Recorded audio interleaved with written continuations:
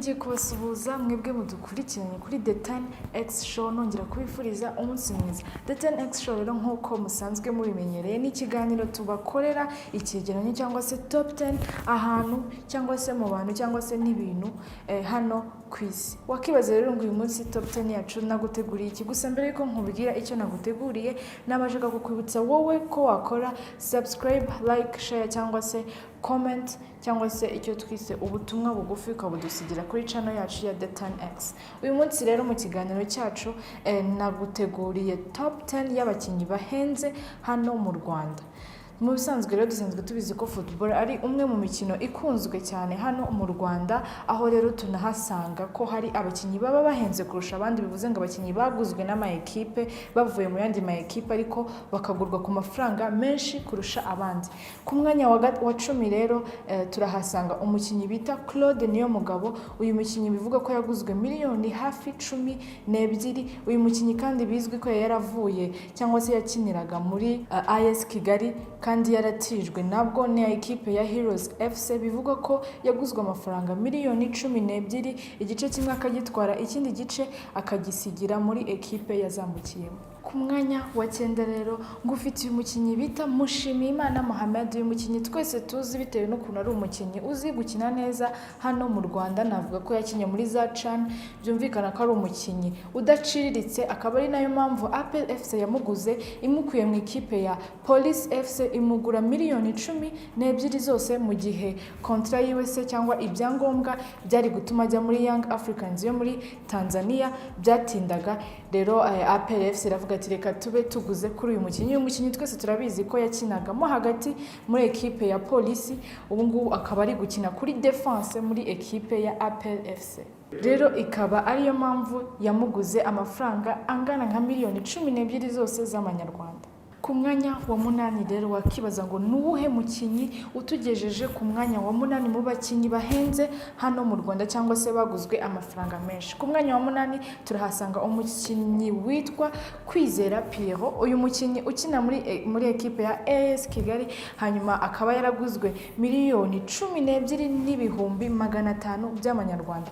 Uyu mukinnyi Kwizera Pierrot rero akaba yarifujwe na AS Kigali imyaka 2 yose ishize, gusa nyuma rero akaba yarajwe kugura aya mafaranga yose. Uyu mukinnyi kandi ukunzwe kuza ku rutonde rw'abakinnyi bakina neza hano mu Rwanda, ngira ngo akaba ari nayo mpamvu yatwaye akayabo k'amafaranga miliyoni 12,500 byose kugira ngo abashe kwemera gukina mu ikipe ya AS Kigali. Tukaba tugeze ku mwanya wa 7 ku rutonde rw'abakinnyi bahembwa amafaranga menshi cyangwa se bahenze ndetse banaguzwe amafaranga menshi hano mu Rwanda. Ku mwanya wa 7 turahasanga umukinnyi witwa Haruna Niyonzima.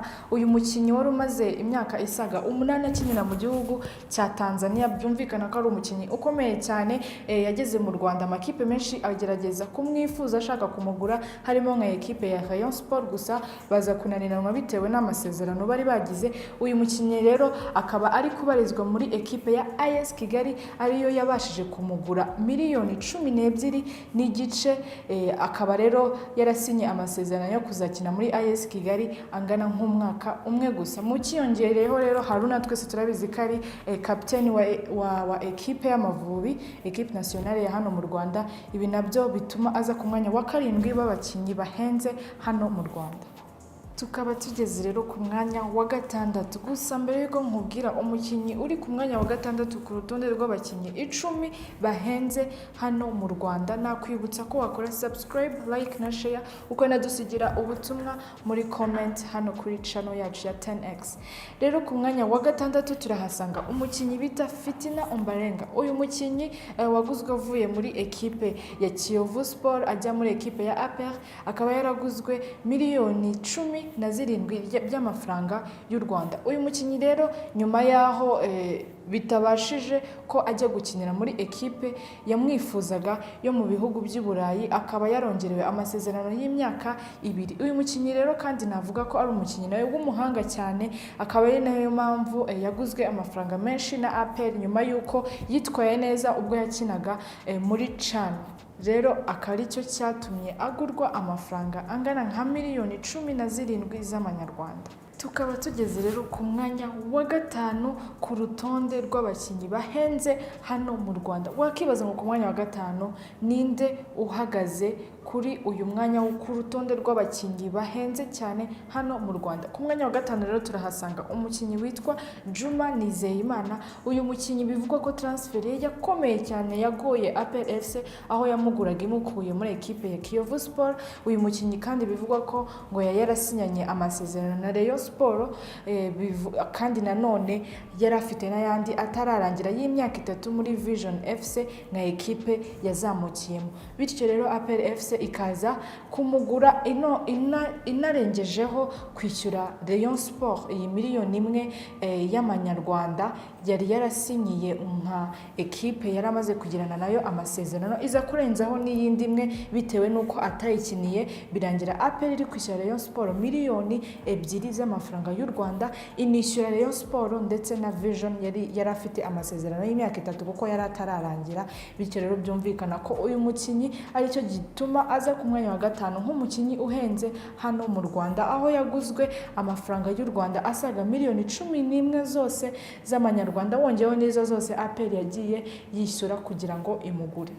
Ku mwanya wa kane rero tukaba tuhasanga umukinnyi Safi Niyonzima Olivier. Uyu mukinnyi wakiniraga ekipe ya Rayon Sport ayimazemo imyaka 4 nyuma yo kuyihesha igikombe cya shampiyona ya 2018 na 2019, aho bivugwa ko yitwaye neza cyane, bikaba ari byo byatumye aza ku mwanya wa kane nk'umukinnyi uhenze, ubwo Rayon Sport yamurekuraga ikamuha miliyoni 8 akazanga avuga ko ashaka miliyoni 15 zose z'amanyarwanda. Hanyuma nyuma yaho ekipe ya APR FC iza kumugura amafaranga angana nka miliyoni 22 z'amafaranga y'u Rwanda. Nkuko tubizi rero ino ekipe ya APR FC ikunze kwibikaho cyane abakinnyi b'abahanga banashakishwa, usanga yabaguze ikabibikaho.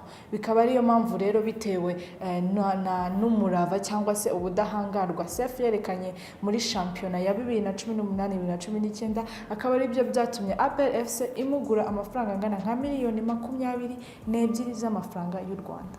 Ku mwanya wa gatatu rero muri iki kiganiro cyacu cya The 10X, aho ndi kukugezaho urutonde rw'abakinnyi 10 bahenze cyangwa se baguzwe amafaranga menshi hano mu Rwanda. Ku mwanya wa gatatu turahasanga umukinnyi bita Mutsinzi Ange. Uyu mukinnyi nawe wakinaga muri ekipe ya Rayon Sport, umukinnyi wari uzi gukina neza cyane, aho yaje guhabwa miliyoni 12 n'ibihumbi 500 by'amafaranga y'u Rwanda abihawe na Rayon kuko yari abisabye Rayon Sport, ariko nyuma aza kwisubiraho bitewe n'ukuntu ekipe yamushakaga ariyo ekipe ya APR FC yari ikomeje gukora ibishoboka byose kugira ngo igure uyu mukinnyi, akaza kwisubiraho rero akerekeza muri iyi ekipe y'ingabo z'u Rwanda. Iyi ekipe izwiho kuba inafite ibikombe byinshi bya shampiyona kurusha izindi, bityo rero akaba ariyo mpamvu uyu mukinnyi Mutsinzi Ange yaguzwe miliyoni 22 z'amafaranga y'u Rwanda. Tukaba tugeze rero ku mwanya wa kabiri ku rutonde rw'abakinnyi 10 bahenze cyangwa se baguzwe amafaranga menshi hano mu Rwanda. The 10X show rero yacu y'uyu munsi wakibaza ngo ninde utugejeje ku mwanya wa kabiri. Ku mwanya wa kabiri turahasanga umukinnyi witwa Jabel Manishimwe. Uyu mukinnyi nawe wakinaga muri ekipe ya Rayon Sport. Uyu mukinnyi transfer yaje no kuvugisha abantu benshi cyane, amagambo menshi cyane, bitewe nuko yari agiye gukina muri ekipe ya Kenya yitwa Gor Mahia. Nyuma yaho rero nyuma y'ayo masezerano yaramaze kugirana n'iyi ekipe, bidaciyemo n'icyumweru yaje kugaragara ari mu myitozo y'ikipe ya APR FC, aho bivugwa ko APR FC yaje kumugura amafaranga y'u Rwanda asaga na miliyoni 22 zose. Akaba ariyo mpamvu rero uyu mukinnyi ari ku mwanya wa kabiri mu bakinnyi bahenze hano mu Rwanda. Uyu Jabel rero akaba yaravuye muri ekipe ya Rayon Sport aguzwe na ekipe ya APR FC, aho yaraguzwe amafaranga angana na miliyoni 22 z'amafaranga y'u Rwanda. Tukaba tugeze rero ku mwanya wa mbere. Mbere yuko nkubwira umukinnyi uhenze kurusha abandi mu bakinnyi bahenze cyane cyangwa se baguzwe amafaranga menshi hano mu Rwanda, reka nongere kwibutsa wowe udukurikiranye ko wakora subscribe, like na share ndetse ukanadusigira ubutumwa cyangwa se igitekerezo hano kuri channel yacu ya The 10X.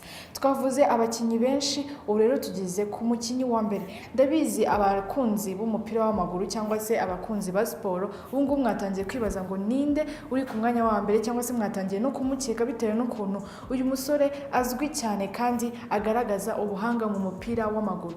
Uyu musore rero utugejeje ku mwanya wa mbere na wundi yitwa Manzi Thierry uri gukina mu ikipe ya APR FC, aho bivugwa ko APR yamuguze amafaranga angana na miliyoni 22 avuye gukina muri Rayon. Bikaba binavugwa ko rero uyu mukinnyi ari mu ba defenseur beza cyane bitewe nuko no muri Rayon Sport yari myugariro ari na captain w'iyi kipe. Hanyuma rero APR FC imuguze naho yaje kuba captain, nanone bikwereka ko uyu mukinnyi rwose yesheje agahigo mu kurusha abandi bakinnyi dusanzwe tuzi hano mu Rwanda. Nanone rero nongera kwikubutsa ko uyu mukinnyi ari gukina ubu ngubu muri APR FC ari captain wayo, akaba ari byo byatumye agurwa amafaranga miliyoni 25 z'amafaranga y'u Rwanda. Yari The 10X show yacu y'uyu munsi rero, aho narindi kukugezaho urutonde rw'abakinnyi bahenze kurusha abandi hano mu Rwanda. Nongere kwikubutsa wowe udukurikiranye ko wakora like, share ndetse ukanakora subscribe kuri channel yacu ya YouTube. Ikiganiro cyacu rero nakagaruka.